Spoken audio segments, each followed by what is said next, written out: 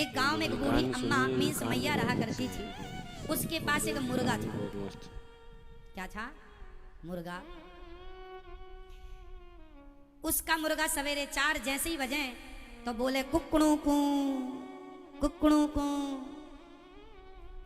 4 बजे मुर्गा बोले। उसके कुछ ही घंटे बाद वो मैया देखे कि सूर्य भगवान आ गए। रोज का ये था।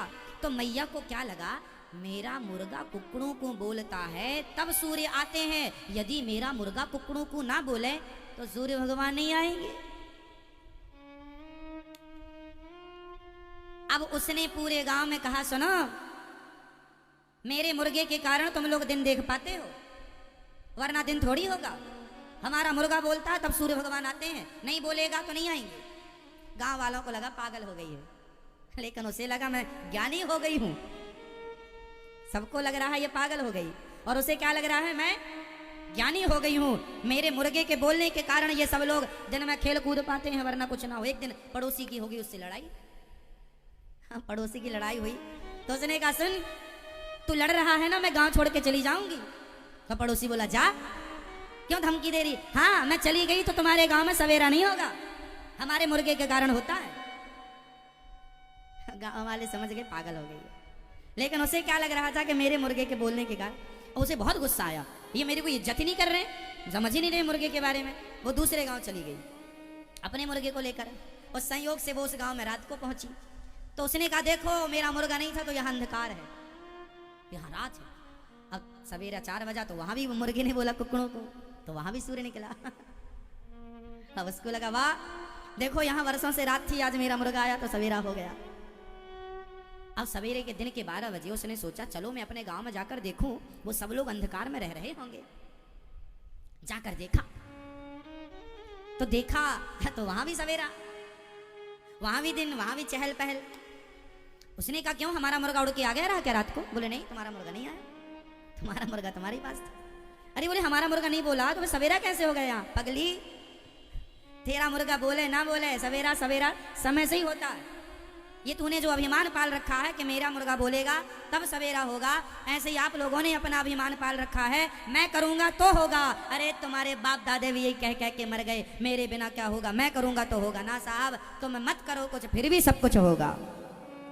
तुम्हारे करने ना करने से कुछ नहीं हो रहा है, तुम केवल कठपुतली हो। हमारी तुम्हारी औकात है कितनी?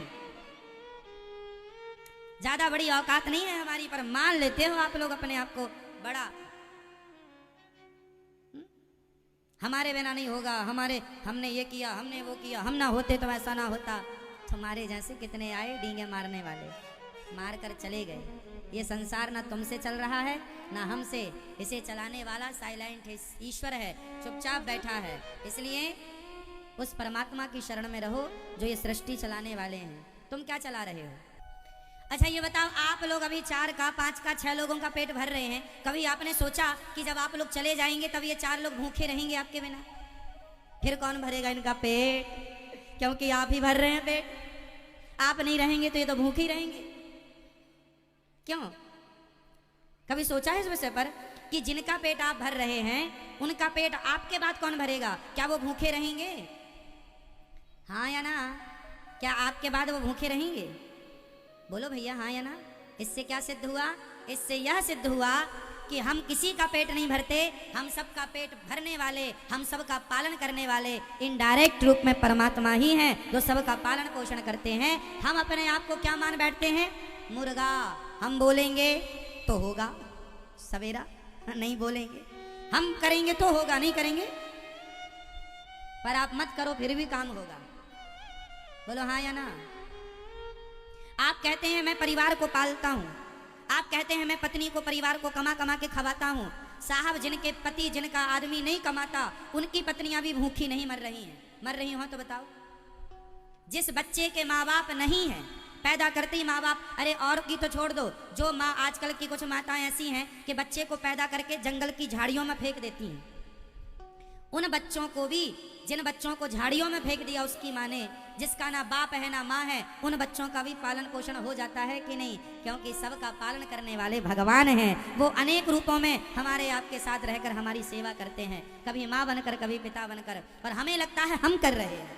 हमें लगता है करते हो तुम कन्हैया, मेरा नाम हो रहा है मेरा आपकी कृपा से। फिर आप कौन हैं? आप कौन हैं? आप कठपुतली हैं, सिर्फ नाचते हैं। नचाता कौन है आपको? सब ही नचावत राम गोसाई। भगवान है नचाने वाले और हम हैं। इसलिए अपनी औकात में नाचो।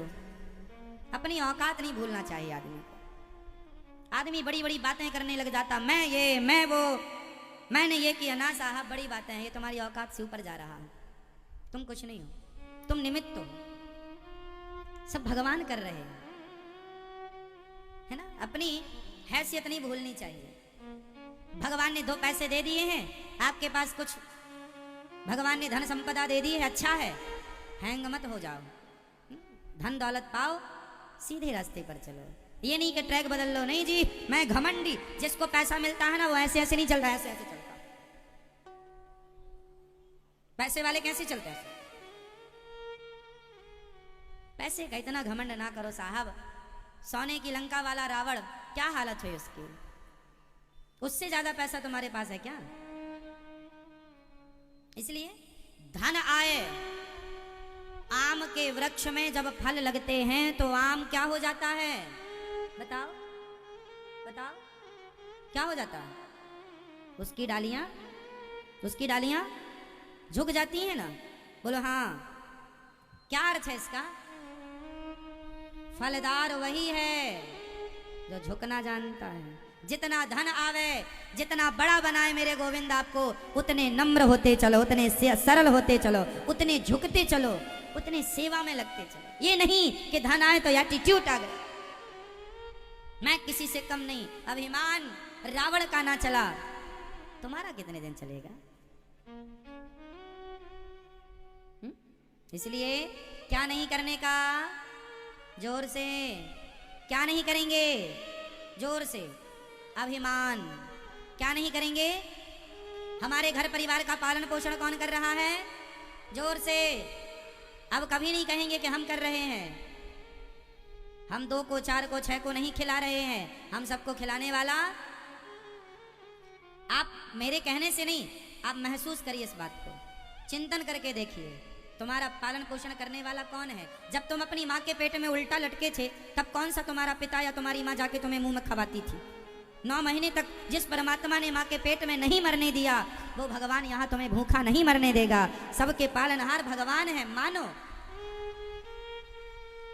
कौन सा काम करते थे उस समय जब तुम 9 महीने पेट में थे?